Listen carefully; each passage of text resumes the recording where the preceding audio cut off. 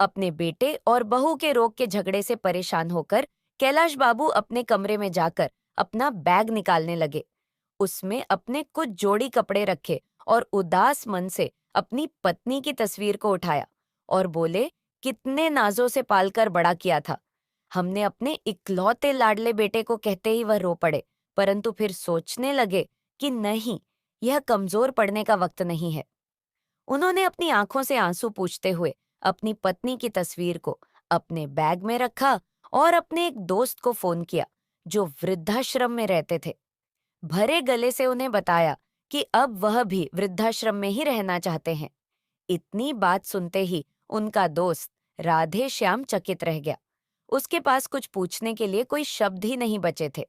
कैलाश बाबू ने केवल इतना ही कहा कि मैं रोज रोज के क्लेश से परेशान आ गया हूँ और 1 घंटे में तुम्हारे पास पहुंच रहा हूँ। जिस समय वे अपना घर घर छोड़कर अपना बैग लेकर निकलने लगे तो उन्होंने देखा कि उनका बेटा बहू अपने कमरे में बैठकर चाय और नाश्ते का आनंद ले रहे थे, परंतु दोनों में से किसी ने नहीं पूछा कि आप यह सामान लेकर कहाँ जा रहे हैं, और ना ही किसी ने उन्हें रोकने की कोशिश की। रोज रोज के अपमान और जिल्लत भरी जिंदगी से परेशान कैलाश बाबू वृद्ध आश्रम पहुंच गए। थोड़े ही समय में उनके वृद्ध आश्रम में बहुत अच्छे मित्र बन गए। वे सबके साथ हालचाल बताते, बातें करते, रोज सुबह से और एक्सरसाइज भी करते। धीरे धीरे कैलाश बाबू को आश्रम में ही अच्छा महसूस होने लगा। घर की अपेक्षा उन्हें वृद्ध आश्रम सुकून दे रहा था। सभी लोग एक साथ खाना खाया करते थे, जबकि घर में रोज के क्लेश से कैलाश बाबू का हृदय छलनी हो जाया करता था। हमेशा अपनी पत्नी की तस्वीर से बातें करते हुए कहते थे कि तुम तो मुझे पहले ही छोड़कर चली गई, परंतु उस बेटे ने भी मेरा साथ ना दिया, जिसके लिए मैंने कभी अपना पसीना भी पानी की तरह बहाया था। एक दिन कैलाश बाबू वृद्ध आश्रम के प्रांगण में टहल रहे थे। तभी वृद्ध आश्रम के बाहर एक कार आकर रुकी। वृद्ध आश्रम के सभी लोग उस कार की ओर देखने लगे और सोचने लगे कि आज फिर कोई अभागा बुजुर्ग इस वृद्ध आश्रम में आया है, जिसने न जाने कितने जतन से अपने बच्चों को पाल पोस कर पढ़ा लिखा कर बड़ा किया होगा। आज फिर ऐसा कोई आंखों में आंसू लिए इस प्रांगण में प्रवेश करेगा। कार से एक नौजवान लड़का उतरा और उसके बाद एक औरत, जो शायद उसकी माँ थी, माँ का हाथ पकड़कर बाहर निकलने लगा। उस औरत की उम्र लगभग 65 वर्ष के करीब रही होगी।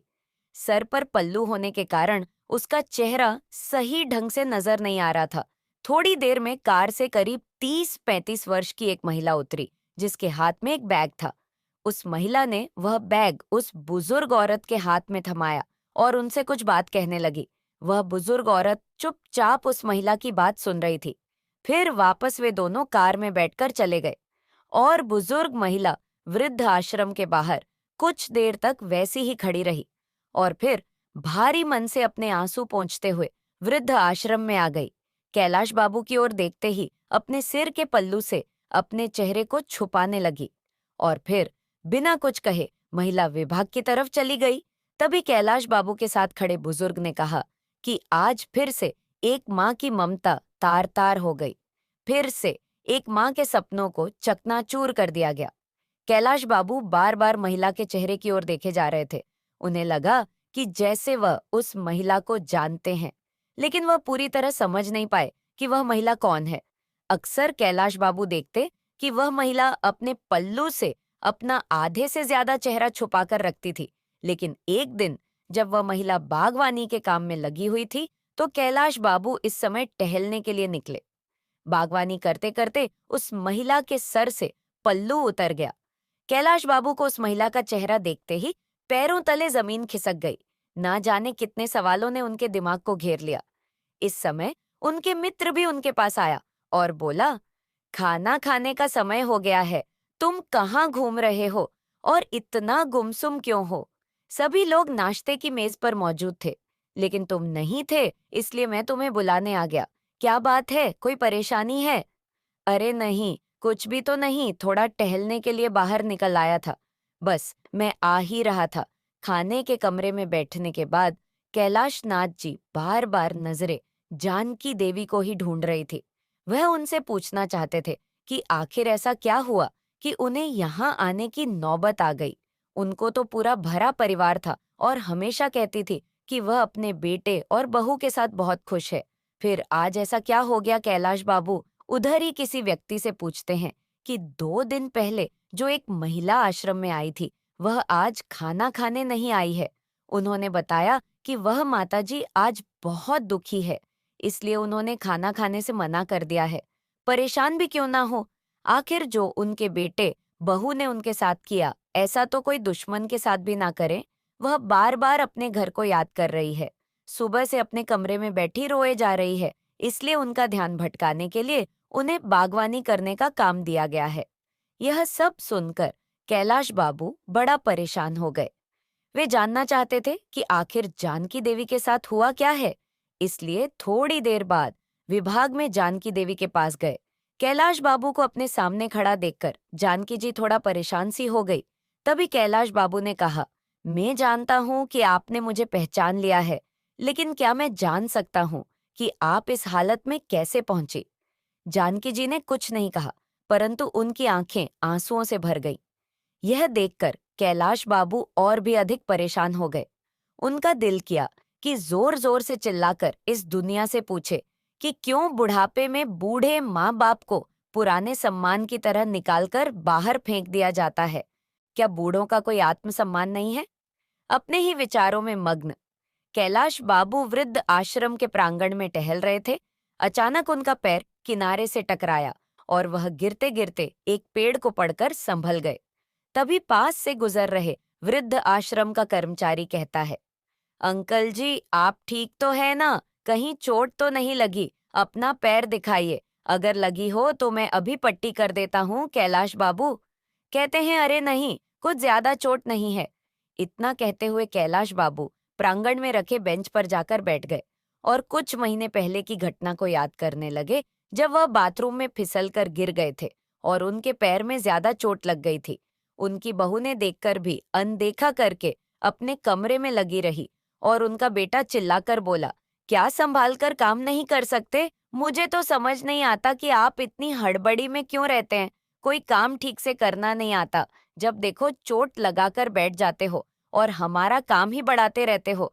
अगर कोई काम नहीं होता तो मत किया करो, आराम से अपने कमरे में क्यों नहीं बैठते?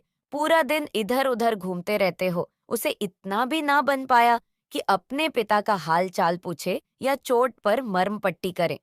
एक दिन जब कैलाश बाबू का चश्मा टूट गया तो अपने बेटे से कहने लगे, बेटा, मेरा चश्मा ठीक करा देना, टूट गया है, ठीक से दिखाई नहीं देता। इतनी बात सुनते ही बहू बीच में जोर से चिल्ला पड़ी कि बस चारपाई पर बैठे बैठे खर्च बढ़ाते रहते हैं और कोई काम धंधा तो करते नहीं है। बच्चों की तरह हरकतें हो गई हैं आपकी। ना जाने ऐसी कितनी बार हुआ था जब कैलाश बाबू अपने बेटे बहू से अपमानित हो चुके थे। अपने अतीत में झांकते कैलाश बाबू अभी अपने विचारों में खोए हुए ही थे। तभी सामने से उनके बुजुर्ग मित्र राधे श्याम जाते हुए दिखाई दिए। राधे श्याम जी के चेहरे पर मुस्कुराहट थी। उन्हें देखकर कैलाश बाबू बोले, क्या बात है राधे श्याम, आज तो बड़े ही खुश नजर आ रहे हो। अभी राधे श्याम जी ने कहा कि आज मेरे बेटे का जन्मदिन है। उसका फोन आया था कि आज वह मुझसे मिलने आने वाला है, इसलिए मैं बहुत खुश हूँ। बहुत दिनों बाद आज उसका चेहरा देखने को मिलेगा। राधे श्याम जी की बात सुनकर कैलाश बाबू कुछ परेशान से हो गए और अपने मित्र को बोले, जिस बेटे ने तुम्हारी ये हालत कर दी, तुम्हें वृद्ध आश्रम में छोड़कर चला गया, साल में केवल कुछ देर के लिए तुमसे मिलने के लिए आएगा, तुम उस बेटे के लिए खुश हो रहे हो? तभी राधे श्याम जी बोले, मैं तो इसी से खुश हूँ कि कम से कम मेरा बेटा मुझसे मिलने तो आ रहा है। मेरे लिए यही बहुत बड़ी बात है। लेकिन कैलाश जी उनसे नाराज होकर उनकी बात को बिना सुने अपने कमरे में जाकर बैठ गए। सोचने लगे कि यह किस्सा केवल मेरे साथ या जानकी जी के साथ ही नहीं है। वृद्ध आश्रम में रहने वाले हर एक बुजुर्ग की कोई ना कोई कहानी है और सभी की जिंदगी में वृद्धाश्रम में रहने के पीछे कोई ना कोई वजह जरूर है। बिना किसी वजह के अपनी मर्जी से कोई वृद्ध आश्रम नहीं आता। जब तक कि एक व्यक्ति अंदर तक भर नहीं जाता, तब तक वह यहाँ आने के लिए मजबूर नहीं होता है। लेकिन देखो, सभी बूढ़े लोग अपनी उन कड़वी यादों को भूलकर अपनी जिंदगी को यहाँ बिताने को मजबूर है। कुछ लोग समय के हिसाब से स्वयं को ढाल लेते हैं और खुश रहने की कोशिश करते हैं, जबकि कुछ लोग मेरे जैसे हैं जो हमेशा ही अपने बच्चों को, अपने बेटे बहू को, अपने पोते पोतियों को याद करके आंखों में आंसू बहाते रहते हैं। बार बार अपने घर परिवार को याद करते हैं। मन में अपने घर के लिए लगाव भी है, लेकिन इस घर में रहने वाले बेटे बहू के दिए हुए घाव भी हैं। कैलाश जी को कविता लिखने का बहुत शौक था, इसलिए अपना दिल बहलाने के लिए वे कुछ देर के लिए कविता लिखने बैठ जाते थे। एक दिन जब एक कागज पर अपने विचारों को कविता का रूप दे रहे थे, तो उसे सब पर अपने हालात बयां करते करते उनकी आंखें आंसुओं से दबा दबा गई। उस समय वृद्ध आश्रम का संचालक उनके पास आया और उन्हें आवाज लगाई।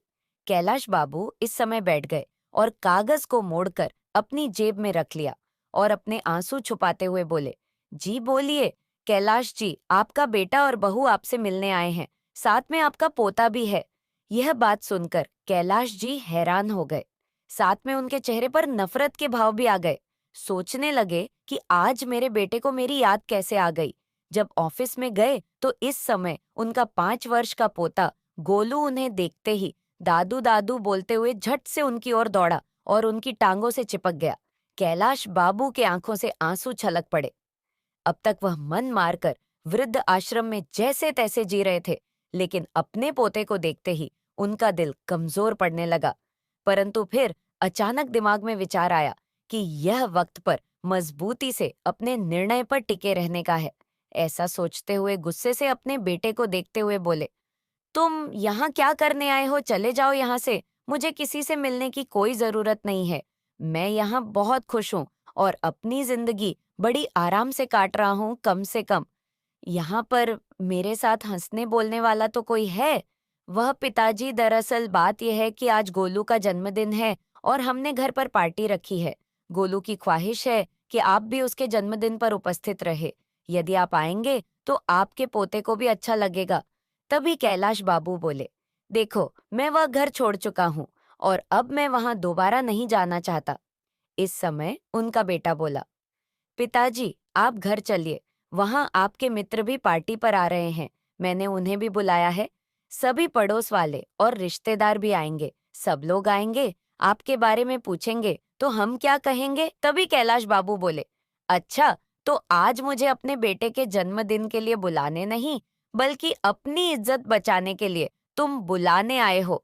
सभी रिश्तेदार आएंगे तो पूछेंगे तुम्हारे पिताजी कहाँ हैं, तो तुम क्या जवाब दोगे? इसलिए तुम मुझे बुलाने आए हो। अभी के अभी चले जाओ यहाँ से। मैं कहीं नहीं जाने वाला हूँ। तुम लोग कितने स्वार्थी हो गए हो। जरूरत पड़ी तो बुलाने आ गए, वरना इतने महीने से मैं यहाँ वृद्धाश्रम में हूँ, एक बार भी खबर लेने नहीं आए कि मैं जी रहा हूँ या मर गया। इतना तो तू फोन करके भी मेरा हाल चाल पूछने की जरूरत नहीं समझी। तुम लोगों ने इतना तक नहीं पूछा कि घर छोड़कर वृद्धाश्रम चल क्यों गए? आज जरूरत पड़ी तो हाथ जोड़कर मुझे लेने आ गए हो। नहीं, अब से यही मेरा घर है, मैं कहीं नहीं जाऊंगा, अपने घर को छोड़कर। ऐसा कहते हुए कैलाश बाबू अपने कमरे की ओर जाने लगे। तभी बेटा और बहू दोनों ने आपस में प्लान बनाया कि पिताजी ऐसे नहीं मानेंगे, कुछ तो करना पड़ेगा। तभी हम इन्हें अपने घर लेकर जा सकेंगे और रिश्तेदारों के ताने सुनने से बच सकेंगे। इसलिए दोनों रोनी सूरत लेकर कैलाश बाबू के पास गए और गिड़गिड़ाते हुए कहने लगे कि पिताजी माफ कर दो, आपके पोते का जन्मदिन है। क्या आपको अपने पोते की खुशियों में शामिल होने का भी मन नहीं कर रहा? इतनी बात सुनकर कैलाश बाबू का दिल पिघलने लगा। तभी गोलू बोला, चलो ना दादू, बहुत मस्ती करेंगे। अपने पोते की बात सुनकर कैलाश बाबू खुद को रोक नहीं पा रहे थे, परंतु दोनों बेटा और बहू की करतूतों की वजह से वह घर नहीं जाना चाहते थे। लेकिन गोलू ने कहा तो वह घर जाने के लिए तैयार हो गए। फिर बोले, लेकिन मेरी एक शर्त है, मैं घर पर चलूंगा और जैसे ही गोलू का जन्मदिन हो जाएगा उसके बाद मुझे वृद्ध आश्रम वापस लौटना है और तुम लोग मुझे वृद्ध आश्रम तक छोड़ने आओगे बेटा। बहू इस बात के लिए तैयार हो जाते हैं। गोलू का जन्मदिन बहुत धूमधाम से मनाया जाता है। सभी रिश्तेदार और आस पड़ोस के लोग बहुत अच्छे से मिलते जुलते हैं। कैलाश बाबू के पुराने मित्र भी आज उन्हें बहुत दिनों बाद मिले, परंतु कैलाश बाबू ने किसी से कुछ नहीं कहा। वह हंसते मुस्कुराते हुए पूरी पार्टी का आनंद उठाया। परंतु उनके मन में कुछ विचार चल रहे थे। वह सोच रहे थे कि कल अपने बेटा बहू को जो सरप्राइज मैं देने वाला हूँ, उसकी तो उन्होंने कभी कल्पना भी नहीं की होगी। जब पार्टी खत्म हुई तो बहुत रात हो चुकी थी। उस समय कैलाश नाथ जी घर पर ही रुक गए थे। जब अपने कमरे में सोने के लिए गए तो अपनी पत्नी सुधा की यादों में खो गए। आप भी ना, 2 रोटियां से क्या पेट भरता है, एक रोटी तो और ले लीजिए, अभी गरम गरम शेक रही हूँ, एक रोटी और मेरे कहने पर रख लीजिए, आप खाते हैं ना तो मेरे तन को लगता है। अरे नहीं सुधा, मेरा पेट पूरा भर चुका है और कितना खिलाओगी अपनी पत्नी को। याद करते करते कैलाश बाबू सोचने लगे कि एक सुधा थी जो मुझे एक गिलास पानी भी खुद से उठाने नहीं देती थी, और एक उसकी बहू है जिसने मुझे एक एक रोटी के लिए तरसा दिया। छोटे से छोटा काम भी मुझ पर डाल देती थी। सब्जी लाने से लेकर घर की साफ सफाई तक का सारा काम मुझसे करवाती थी। मुझे वह काम करने में भी हर्ज नहीं था, परंतु सब करने के बाद भी अगर घर में इज्जत ना मिले तो ऐसी जिंदगी किस काम की। अपनी पत्नी की यादों में गुम, पता नहीं कब उनकी आंख लग गई। सुबह जब सोकर उठे तो देखा बेटा और बहू दोनों तैयार खड़े थे। जैसे ही वह बाहर आए तो बहू रेखा बोली, चलिए पिताजी तैयार हो जाइए, आपको वापस वृद्ध आश्रम में छोड़ आते हैं। ऐसा कहते हुए रेखा के मन में विचार चल रहे थे कि कहीं पिताजी हमेशा के लिए यही रुकने का ही मन ना बना ले, इसलिए जल्दी से जल्दी वृद्ध आश्रम में छोड़ देना ही उचित होगा। कैलाश बाबू ने देखकर हैरान थे और अपने बेटे बहू की मनसा को अच्छी तरह से समझ रहे थे, इसलिए वह भी जल्दी से नहाकर तैयार हो जाते हैं। जैसे ही वृद्ध आश्रम में जाने के लिए गाड़ी में बैठने लगते हैं, वह देखते हैं कि उनकी बहू रेखा के चेहरे पर एक संतुष्टि भरी मुस्कान थी। मन ही मन सोचने लगे कि चलो बेटा, आज तुम्हें जो सरप्राइज दूंगा उसके बाद से तो तुम वृद्धा आश्रम का नाम लेना भी भूल जाओगे। कैलाश बाबू ऐसा सोचकर कार में बैठ जाते हैं। एक पल को अपने घर को निहारते हैं, फिर सोचते हैं कि ठीक है, जहां मन को तसल्ली मिले उधर ही रहना चाहिए। यहाँ तो बेटे बहू को मुझे निकालने के बहुत जल्दी है, तो रहकर भी क्या करूंगा, अपना वृद्ध आश्रम में अच्छा है, जहां मैं अपने हिसाब से खाता हूँ, अपने हिसाब से रहता हूँ और अपनी मनपसंद का काम करता हूँ। किसी के चिक चिक नहीं होती। जैसे ही वृद्ध आश्रम के सामने कार रुकी तो बेटे बहू कार से उतरकर बाहर खड़े हो गए। कैलाश बाबू भी कार से निकले और अंदर जाने लग जाते जाते रुक गए और पीछे मुड़कर बैठे बहू को आवाज लगाई। यह दोनों अपनी कार में बैठने ही लगे थे, तभी कैलाश बाबू की आवाज सुनकर रुक गए। कैलाश बाबू ने फिर कहा, वापस मत जाओ, मुझे तुम्हें किसी से मिलाना है। उनका बेटा बहू उनके पीछे पीछे चल पड़े। वृद्ध आश्रम के प्रांगण में पहुंचकर कैलाश बाबू वहीं काम करने वाले एक व्यक्ति से जानकी जी को बुलाने को कहते हैं। वैसे ही कैलाश बाबू का बेटा हूँ, उन्हें देखकर दंग रह जाता है और बहू रेखा को तो जैसे काटो तो खून नहीं है। दौड़कर जानकी जी के गले लग गई और फूट फूट कर रोने लगी और बोली, माँ आप यहाँ क्या कर रही हो, आप यहाँ कब आए और आपने मुझे बताया भी नहीं। परंतु उसकी बातों का जानकी जी ने कोई जवाब नहीं दिया। कि रेखा बोली, मुझे तो यही लगता था कि आप भाई भाभी के साथ बहुत अच्छे से रह रही हो। कल ही मेरी भाभी से बात हुई थी, उन्होंने भी नहीं बताया कि तुम वृद्ध आश्रम में हो। मैं तुम्हारे बारे में भाभी से कितने दिनों से पूछ रही थी कि माँ से बात नहीं हो रही है, माँ कहाँ है, एक बार तो मेरी बात करवा दो। तो भाभी ने कहा कि तुम तीर्थ यात्रा पर गई हो, इसलिए मेरी तुमसे बात नहीं हो पाएगी, और मैंने भी मान लिया कि तुम तीर्थ यात्रा पर गई हो। लेकिन मुझे क्या पता था कि उस जालिम औरत ने तुम्हें वृद्ध आश्रम में छोड़ दिया है। अपनी बेटी के बात सुनकर जानकी जी फूट फूट कर रोने लगी और बोली, बेटा तुम्हारे भाई भाभी झूठ बोल रहे थे, मुझे 1 महीना पहले ही वृद्ध आश्रम में छोड़कर चले गए थे। लेकिन माँ, आप मुझे फोन करके बता भी तो सकती थी, मैं तुरंत यहाँ पहुंच जाती। उन लोगों की हिम्मत कैसे हुई मेरी माँ के साथ ये सब करने। इतना कहते हुए रेखा अपनी माँ से लिपट गई। मैं तुम्हें फोन करके कैसे बता सकती थी। जिस दिन मैं वृद्धा आश्रम में आई, मैंने तुम्हारे ससुर जी को यहाँ देखा। इसका मतलब तो ये हुआ कि तुम में और तुम्हारे भाई भाभी में कोई फर्क नहीं है। फिर मैं तुम्हें फोन करके तुम्हारे भाई भाभी की करतूत के बारे में क्या बताती। इतना कहते हुए जानकी जी ने उसे अपने से अलग कर दिया। तुम मेरी बेटी कहलाने के लायक ही नहीं हो, इसलिए मुझसे दूर रहो। यदि मेरे बेटे बहू ने मुझे घर से निकला है, तो मेरी बेटी ने भी अपने ससुर को घर से निकला है। तो कुल मिलाकर मेरी दोनों औलाद ही निकम्मी निकली। अब तो मुझे स्वयं को तुम्हारी माँ कहने पर भी शर्म आती है। एक ने अपनी माँ को घर से निकाल दिया और एक ने अपने ससुर को घर से निकाल दिया। अपनी माँ की बातें सुनकर रेखा का सिर शर्म से झुक गया। माँ, मुझे माफ कर दो। मैं बहुत शर्मिंदा हूँ, मुझसे बहुत बड़ी गलती हो गई। मैंने कभी नहीं सोचा था कि मैं अपने ससुर के साथ कर रही हूँ, वह मेरे माँ बाप के साथ भी हो सकता है। तभी जानकी जी बोली, बेटा, वैसे तो तुम्हारी गलती माफ करने लायक नहीं है। फिर भी अगर माफी मांगनी है, तो मुझसे नहीं अपने ससुर जी से मांगो। अपनी करतूत पर शर्मिंदा हुई। रेखा अपने ससुर जी की ओर मुड़ी और उनके पैरों में गिर गई।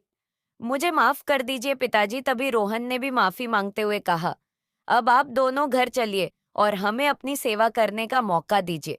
तो कैलाश जी और जानकी जी दोनों ने ही घर जाने से मना कर दिया और कहा कि हमें अब बहू बेटे या बेटी के पास नहीं रहना, हम वृद्ध आश्रम में रहकर ही सुखी हैं। दोनों ने लाख मनाने की कोशिश की, परंतु कैलाश जी और जानकी जी का एक ही जवाब था, एक बार धोखा खा चुके हैं। अभी हमारे शरीर में इतनी जान नहीं बची कि बार बार अपने बच्चों के द्वारा दिए गए धोखे खा सकें। इतना कहकर कैलाश जी और जानकी जी अपने अपने कमरे में चले गए। रेखा और रोहन दुखी मन से अपने घर वापस से लेकर घर पहुंचकर उन्होंने देखा कि पिताजी के कमरे में उनके बिस्तर के ऊपर एक कागज रखा था, जो शायद उनकी जेब में से निकलकर गिर गया था। जब रोहन ने उसे कागज को खोलकर देखा, तो उसमें उनके पिताजी ने एक कविता लिखी हुई थी। क्या किसी ने देखा है? मौत से पहले भी मौत आती है। हाँ, मैंने देखा है आज। मौत से पहले भी मौत आती है, जब जिंदगी अपने आखिरी पड़ाव पर आ जाती है। शरीर भी काम नहीं करता, केवल सांस आती जाती है। हाँ, मैंने देखा है। मौत से पहले भी मौत आती है।